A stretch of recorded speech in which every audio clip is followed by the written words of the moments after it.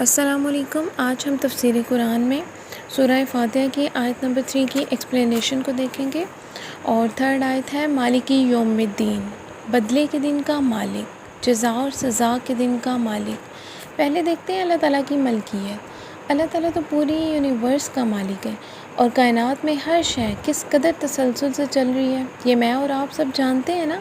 چاند، سورج، ستارے، ان میں سے نہ کوئی وقت کے بعد آتا ہے اور نہ کوئی وقت سے پہلے۔ اب دیکھیے، اگر کسی فیلڈ یا پروفیشن سے تعلق رکھتے ہیں آپ، تو اس میں آپ کو ڈیلی بیسس پہ 3 سٹیپ سے گزرنا پڑتا ہے، اور وہ 3 سٹیپس ہوتے ہیں: first one planning, second execution, and third is reward. اگر آپ بزنس مین ہیں تو آپ کو پلان کرنا پڑتا ہے کہ آج آپ کس پروجیکٹ پہ کام کریں گے، دین آپ کو اس کی ایگزیکیوشن کیسے کریں گے، اور پھر اس کا ریوارڈ کیا ہوگا۔ اگر آپ اسٹوڈنٹ ہیں تو بھی آپ کو یہ کرنا پڑے گا۔ اتنی پلاننگ کرنے کے باوجود بھی یہ کوئی نہیں کہہ سکتا کہ میرا کام بہت پرفیکٹ ہے، یا پھر مجھ سے غلطی نہیں ہوتی، یا پھر کسی چیز میں پلاننگ کے باوجود بھی ہم اچیو نہیں کر پاتے، کچھ نہ کچھ مس ہو جاتا ہے نا۔ تو اللہ تعالیٰ کا نظام دیکھیے کس قدر اس میں پرفیکشن ہے۔ جب اللہ تعالیٰ کا نظام اس یونیورس میں اتنی پرفیکشن سے چل رہا ہے تو سوچئے ذرا بدلے کے دن کیا ہوگا۔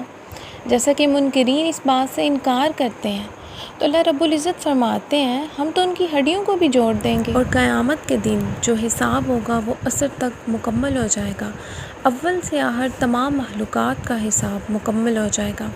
وہ جو ہم کہتے ہیں نا 50,000 سالوں کا ایک دن ہوگا قیامت کا، تو وہ بیسیکلی جو 50,000 سال ہوں گے نا، وہ ہمیں انتظار میں لگیں گے۔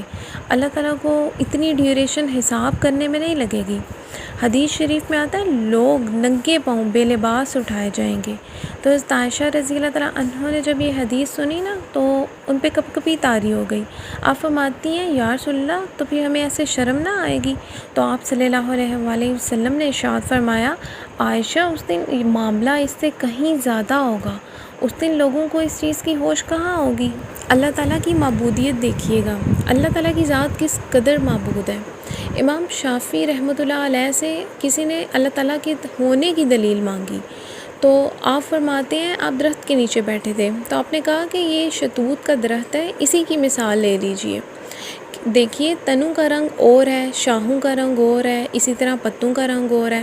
آپ فرماتے ہیں پھل کچا ہو تو اس کا ذائقہ اور ہوگا، پک جائے تو اس کا اور ہوگا۔ پھر یہی شتوت اگر بکری کھائے تو دودھ دیتی ہے، ریشم کا کیڑا کھائے تو ریشم دیتا ہے، شہد کی مکھی کھائے تو شہد دیتی ہے۔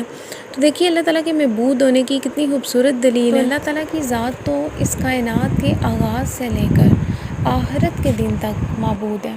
تو کیا جس نے زمین آسمان بنائے وہ قیامت کے دن کا مالک نہیں ہو سکتا؟ اب اپنے نیچرل سسٹم پہ ذرا غور کیجئے گا۔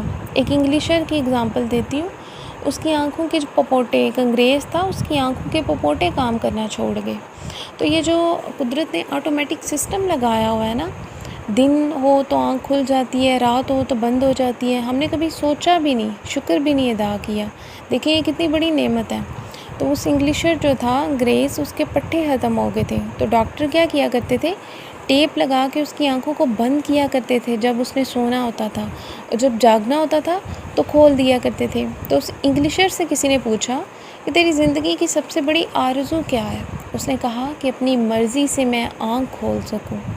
پوچھا کتنی دولت لگاؤ گے اسے ایسا کرنے میں؟ تو اس نے کہا میں بے بہا دولت لگا دوں۔